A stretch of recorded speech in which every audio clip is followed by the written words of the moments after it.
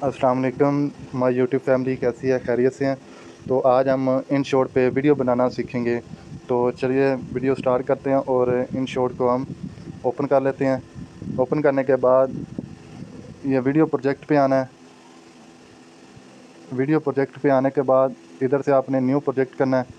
New project पे आने से पहले आपने इसका कोई भी बैकग्राउंड लेना है। बैकग्राउंड लेके कोई भी ले लें आप।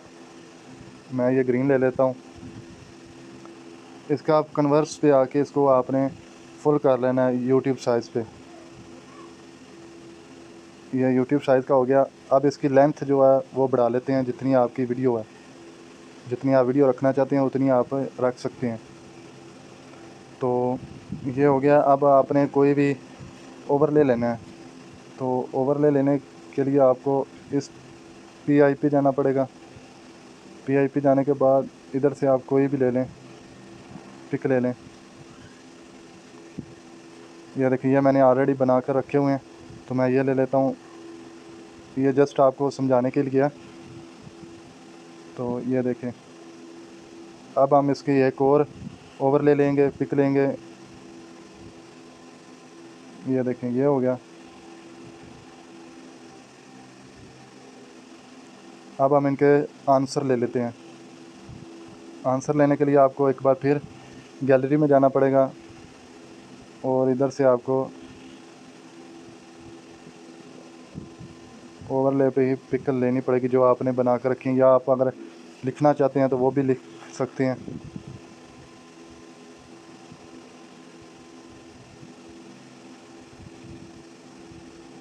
ये देख, ये हो गया। अब हम इसकी एडिटिंग कर लेते हैं, ये कैसे ओपन हो, कैसे ये रिमूव हो। ये देखें, अब इसको भी कर लेते हैं। ये आसान से है, इतना कोई मुश्किल काम नहीं है। आसानी से आप इन शॉट पे वीडियो बना सकते हैं। इसकी भी सेटिंग कर लेते हैं और इसको भी हम एडजस्ट कर लेते हैं।